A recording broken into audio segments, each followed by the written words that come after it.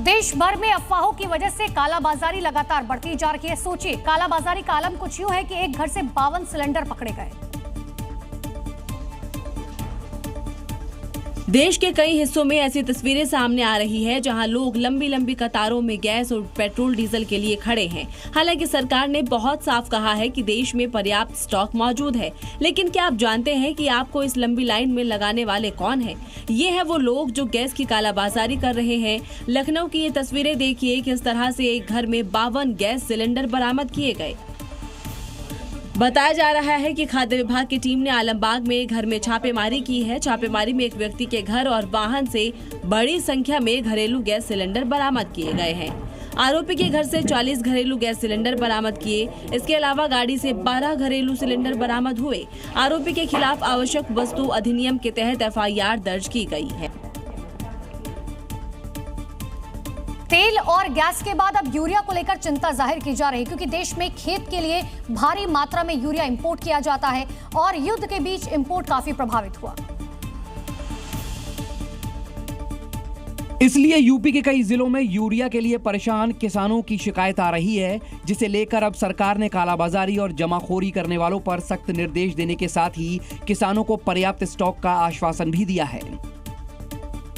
मंत्री सूर्य प्रताप शाही ने कहा है कि राज्य में यूरिया की कोई कमी नहीं है। फिलहाल यूपी में 11 लाख टन से ज्यादा यूरिया का स्टॉक मौजूद है। साथ ही अधिकारी डिस्ट्रीब्यूशन कर रहे हैं।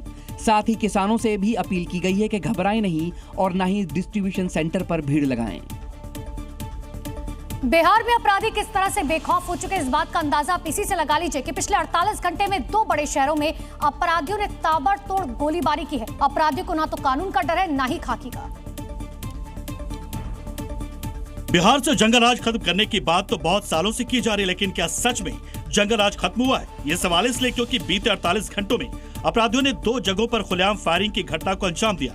ये तस्वीर राजधानी पटना की है, जहां कारोबारी दिलीप सिंह को गोली मारकर गंभीर रूप से घायल कर दिया गया। सीसीटीवी फुटेज में साफ तौर पर देखा जा सकता है कि दिलीप सिंह अपने अपार्टमेंट की सीढ़ियों पर चढ़ रहे थे, तभी पहले से घात लगाए हथियारबंद अपराधी ने इन पर ताबड़तोड़ फायरिंग शुरू कर दी। वारदात को अंजाम देने के बाद दोनों अपराधी बाइक पर सवार होकर फरार हो गए। राजस्थान की एंटी नारकोटिक्स टास्क फोर्स ने नशे के खिलाफ बड़ी कार्रवाई की। ANTF ने 24 घंटे के अंदर कई छापेमारी की और करोड़ों का नशीला पदार्थ जब्त किया।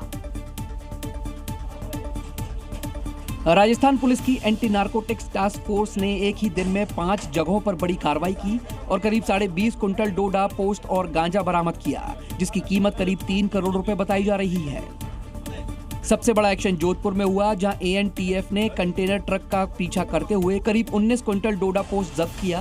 साथ ही एक नशा तस्कर को भी धर दबोचा। इसके अलावा भीलवाड़ा में 45 किलो डोडा पोस्ट के साथ 2 आरोपी और बीकानेर में 3 आरोपी गिरफ्तार हुए। जयपुर में भी गांजे के साथ एक आरोपी को पकड़ा गया है। एक तरफ पहाड़ी इलाकों में अप्रैल की शुरुआत में बर्फबारी हो रही है, तो दूसरी तरफ मैदानी इलाकों में भी मौसम में करवट ली है। दिल्ली से लेकर उत्तर प्रदेश तक देर रात से रुक रुक कर बारिश का दौर जारी है। अप्रैल में जहां हर साल लोग भीषण गर्मी से परेशान रहते हैं, तो वहीं इस साल मौसम ने लोगों के मूड को अच्छा बना दिया है।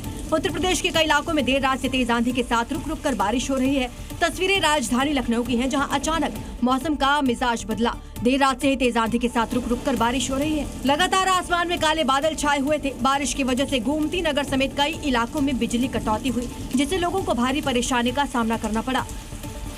एटा में मौसम का मिजाज अचानक से बदला, वहां भी तेज आंधी के साथ अचानक बारिश हुई। जिले में बारिश की वजह से मौसम तो सुहावना हो गया, लेकिन अचानक हुई बरसात की वजह से किसानों की मुश्किलें बढ़ गई हैं। किसानों को फसलों के नुकसान पहुंचने का डर सता रहा है।